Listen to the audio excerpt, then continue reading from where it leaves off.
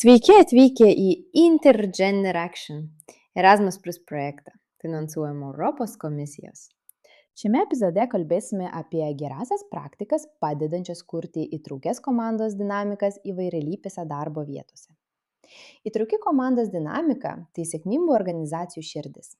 Kai darbuotojai jaučiasi vertinami ir gerbini, jie labiau įsitraukia, bendradarbiauja ir yra motyvuoti atskleisti savo potencialą. Tačiau įtrauktis neatsiranda savaime. Jie reikia kryptingai kurti, pasitelkiant apgalvotas strategijas, kūrybinės iniciatyvas ir nuolatinį tobulėjimą. Viena veiksmingiausių praktikų – atvira komunikacija. Tai daugiau nei reguliarūs komandos susitikimai. Būtina sukurti mechanizmus, leidžiančius kiekvienam, nepriklausomai nuo pareigų ar kilmės, pasidalyti idėjomis ir išsakyti rūpesčius. Pavyzdžiui, tarptautinė įmonė Johnson & Johnson rengia įvairovės pusryčius, kurių metu įvairių skyrių ir lygių darbuotojai neformalioje aplinkoje aptar įtraukties iššūkius ir galimybes. Tokios iniciatyvos kuria saugias erdves prasmingam dialogui ir skatina tarpusavio supratimą. Mentorystė. Dar vienas įtraukaus darbo pagrindas, o atvirkštinė mentorystė yra itin veiksminga. Ji keičia tradicinę hierarchiją, suporuodama vyresnius vadovus su jaunesniais darbuotojais arba asmenimis iš nepakankamai atstovaujamų grupių. Įmonėje Procter & Gamble atvirkštinė mentorystė tapo proveržiu. Jaunesni darbuotojai dalijasi žiniomis apie naujas technologijas, socialinės tendencijas ir įvairovės iššūkius. Tai ne tik mažina kartų skirtumus, bet ir padeda vadovams išlikti jautriems kintančiams darbo vietos dinamikoms. Darbuotojų išteklių grupės, angliškai Employee Resource Groups (ERG), galinga priemonė įtraukčiai skatinti ir bendruomeniškumui kurti. Tai savanoriškos darbuotojų inicijuotos grupės, kurios vienija bendrų tapatybių ar interesų žmonės, siūlo karjeros vystymo, tinklaveikos ir mentorystės galimybės.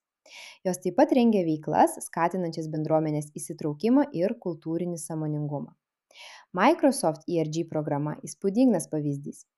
Joje visame pasaulyje dalyvauja daugiau nei 45 000 darbuotojų. Grupės orientuojasi tam tikras demografinės ar interesų sritis, tokias kaip moterų lyderystė, LGBTQ+ įtrauktis ar skirtingų kartų bendrystė. ERG ne tik įgyvendina kultūrinės iniciatyvas, bet ir teikia vadovybei vertingą grįžtamąjį ryšį, užtikrinantį, kad organizacijos strategijos atlieptų įvairius darbuotojų poreikius. Struktūruotos komandos formavimo veiklos taip pat gali būti svarbios. Užsiėmimai skatinantis skirtingos patirties darbuotojus bendradarbiauti, pavyzdžiui, problemų sprendimo dirbtuvės ar kultūriniai mainai, padeda griauti barjerus ir kurti pasitikėjimą. Gallup tyrimas parodė, kad didelio pasitikėjimo komandos 47% dažniau pasiekia veiklos tikslus ir 21% dažniau efektyviai diegia inovacijas.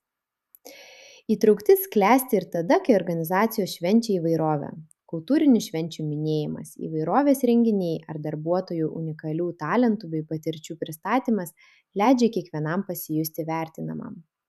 Pavyzdžiui, SAP švenčia darbuotojų kultūrinę įvairovę kasmetinės kultūros mėnesio metu, kurio renginius, internetinius seminarus ir pristatymus veda patys darbuotojai iš viso pasaulio. Praktinė politika taip pat atlieka svarbų vaidmenį. Tai gali būti lankstaus darbo galimybės, tėvystės ir motinystės atostogų politika, skaidrūs paaukštinimo kriterijai. Unilever taiko skaidrią talentų valdymo sistemą, užtikrinančią, kad visi darbuotojai turėtų vienodas karjeros galimybės, nepriklausomai nuo kilmės. Mažesnės organizacijos gali pritaikyti šias praktikas pagal savo dydį ir galimybės. Pavyzdžiui, vietinė kavinė galėtų rengti mėnesinius komandos pietus, skirtus aptarti darbo vietos tobulinimo idėjas, o nedidelė technologijų įmonė įdiegti neformalią mentorystės programą, jungiančią naujokus su patyrusiais darbuotojais. Kai įtraukties trūksta, pasekmės gali būti skaudžios. Darbuotojai gali jaustis atstumti, kristi motyvacija, mažėti produktyvumas, didėti kaita. Deloitte tyrimas parodė, kad įtrauktas darbo vietos 8 kartus dažniau pasiekia geresnių verslo rezultatų ir 6 kartus dažniau būna inovatyvios. Tuo tarpu įtraukties stokojančios organizacijos rizikuoja stagnacija, prarastomis galimybėmis ir reputacijos žala. Įtraukios komandos dinamika tai ne tik būdas išvengti šių rizikų, bet ir priemonė atskleisti visą įvairiapusės komandos potencialą. Kai darbuotojai jaučiasi galintys darbe būti savimi, rezultatai įspūdingi. Komandos tampa darnesnės, kūrybingesnės ir atsparesnės, o tai užtikrina ilgalaikę organizacijos sėkmę. Apibendrinant, įtraukios komandos kūrimas reikalauja apgalvotų iniciatyvų, palaikančios politikos ir pagarbos kultūros, nuo tirštinės mentorystės programų iki darbuotojų išteklių grupių. Šios praktikos ne tik stiprina įtraukti, bet ir skatina inovacijas bei geresnę veiklą. Investuodamos į tokias strategijas organizacijos kuria darbo vietas, kuriuose kiekvienas jaučiasi priklausantis ir galintis klestėti. Šiandien tiek. Ačiū, kad klausėtės mūsų Intergender Action tinklalaidės. Primename, jei norite toliau mokytis apie skirtingų kartų ir lyčių įvairovę bei įtraukti, apsilankykite mūsų oficialioje svetainėje intergenderaction.eu ir sekite mus socialiniuose tinkluose.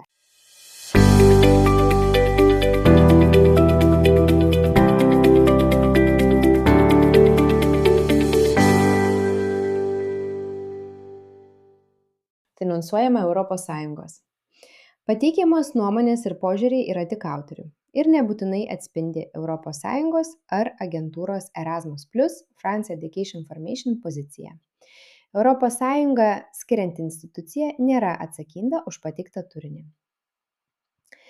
Šis darbas yra licencijuotas pagal Creative Commons Attribution Share Alike 4.0 International licenciją.